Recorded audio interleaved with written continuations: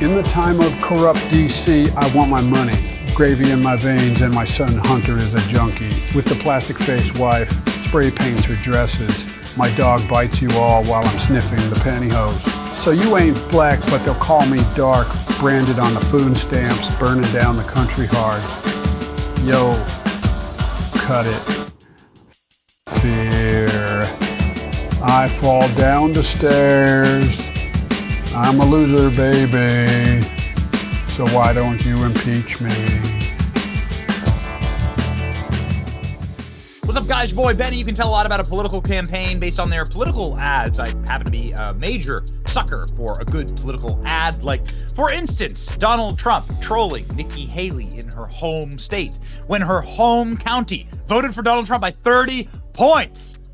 Right before the election, Trump put out this ad effectively frying the chicken, Nikki Haley, in a chicken fryer. Watch.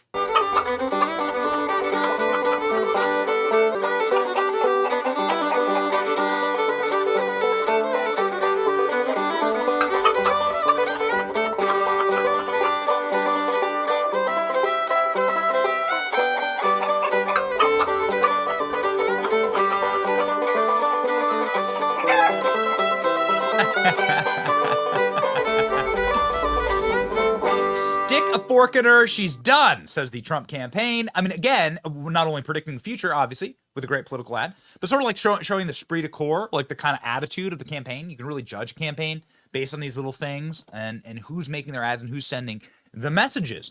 Campaigns are won and lost messaging. And so that is why, as we are big fans of the Trump campaign and obviously big fans of the message that Donald Trump brings to America, it's important to take like a pause and look at some like perhaps darker realities of what the country's going through right now under Joe Biden's policies. You knew this was coming, of course.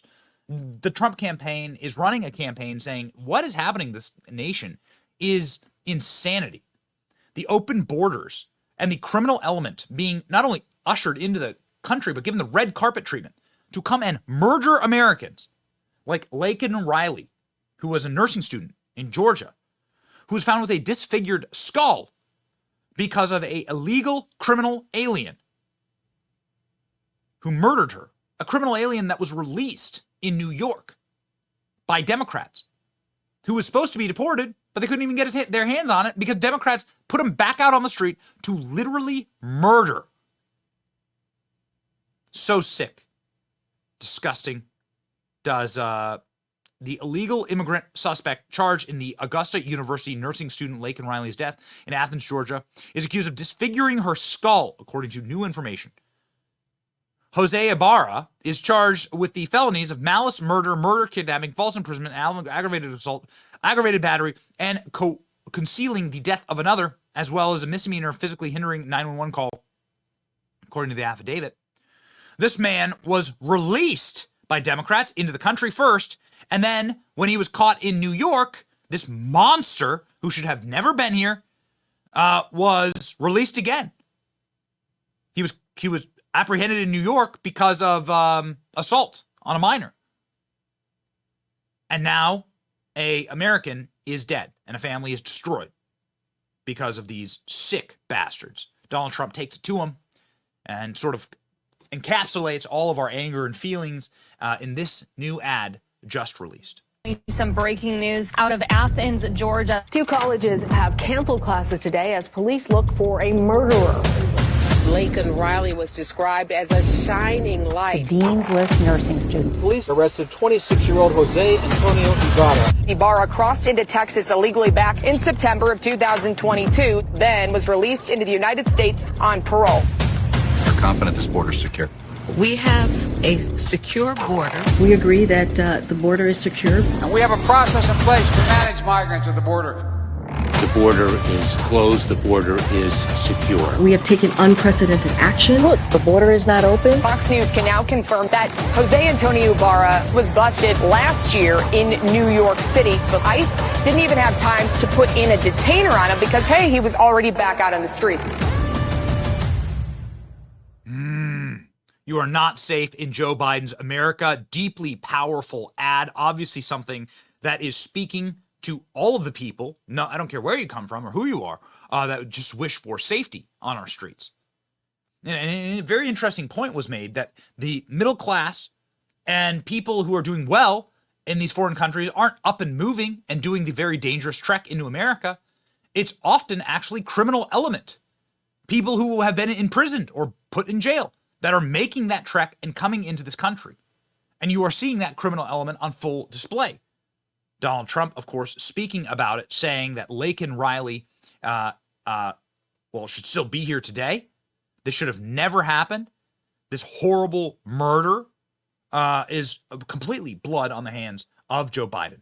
Donald Trump saying that in form of a Truth Social post, and then also obviously on Fox News. Crime in Georgia, what a shame. It's a new category of crime. It's called migrant crime. I call it Biden migrant crime. This is on him. He's let millions of people, Lawrence, they're emptying out prisons all over the world. Yesterday they had people coming in from the Congo, from prisons in the Congo. They have them coming in from Asia, from the Middle East. They're crazy. They're destroying our country. We're going to change it. We're going to make America great again. I don't know how any Republican loses a race in 2024. If these are the people that have to be blurred because they're flipping off the cameras, these are the people that Democrats are releasing onto the streets of America. These jack beat up a New York City police officer. Remember when the NYPD was infallible because of 9/11 and everyone was like walking up to them and thanking them? Nope. Now Democrats are allowing criminal aliens to break into our country, beat them up, and then flip off the cameras and laugh in our faces as they are freed onto the streets. We live in an absolute and total lawless insanity. Elon Musk, obviously, getting in here, tweeting a lot about the open border. CNN getting fact check on air and totally destroyed. I mean, this is the obvious attack vector, and Democrats have brought it utterly upon themselves.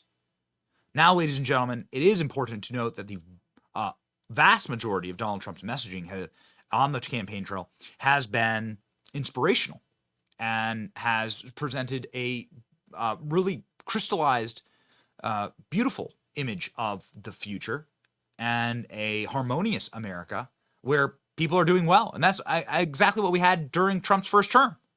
This is one of my favorites here, ladies and gentlemen, from Donald Trump's rally in small town, South Carolina, when he filled the town. Check it out. From different walks of life, but all have one thing in common. They want their country back. Parents who want to take back control of their children's education. Veterans tired of being kicked to the curb. They believe in protecting the sanctity of life, securing our borders, standing for the flag, kneeling for God above, and an honest day's pay for an honest day's work. Hillary made fun of them. You could put half of Trump's supporters into what I call the basket of deplorables. Biden called them a threat. The MAGA Republicans represent an extremism that threatens the very foundations of our republic. And DeSantis degradingly called them listless vessels. No, they aren't, Ron. They're great Americans who know there's one person who will always have their backs. I'm Donald J. Trump, and I approve this message. Donald Trump somehow remains inspirational in spite of everything that's happening to him with the deep state and all of the horrible attacks on him. Donald Trump's messages, even after being charged by the federal government in bullshit cases, remains inspirational. This is one of my favorites, ladies and gentlemen. Former President Donald Trump has been indicted. This makes him the first former U.S. president in history to be indicted on federal charges. The only indictment that should be coming down is against President Biden for whatever he was doing as vice president. I don't think Joe Biden thinks he can beat Donald Trump, so he's got to destroy him. This is election interference. If you get in the way of the Democratic Party, they will target you, they will come after you, and they will try and destroy your life. Donald Trump now moving forward with his campaign, not letting this indictment slow him down. Never before have the two standards of justice in our country been more starkly revealed. But they will fail and we will win bigger and better than ever When you arrest your leading political opponent, we no longer have a democracy. They want to take away my freedom because I will never let them take away your freedom. They're not coming after me, they're coming after you, and I just happen to be standing in their way, and I will never be moving. A member of Donald Trump's team told me that these indictments actually make him stronger, and they energize Donald Trump, that he's aging in reverse because of them. So I guess thanks, dumbass.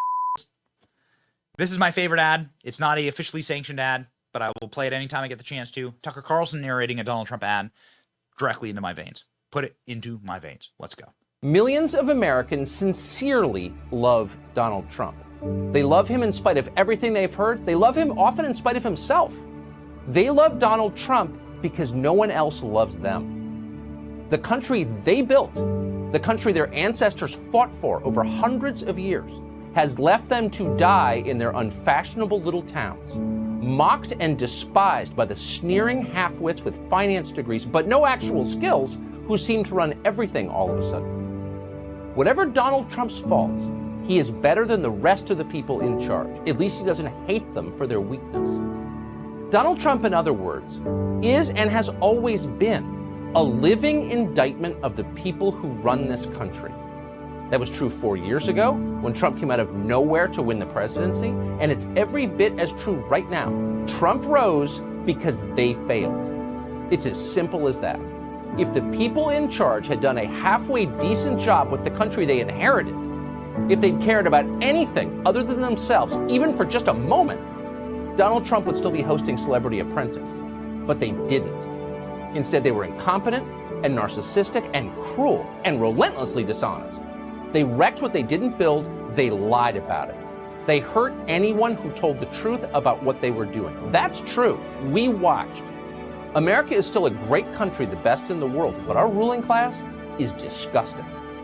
A vote for Trump is a vote against them. That's what's going on in this country.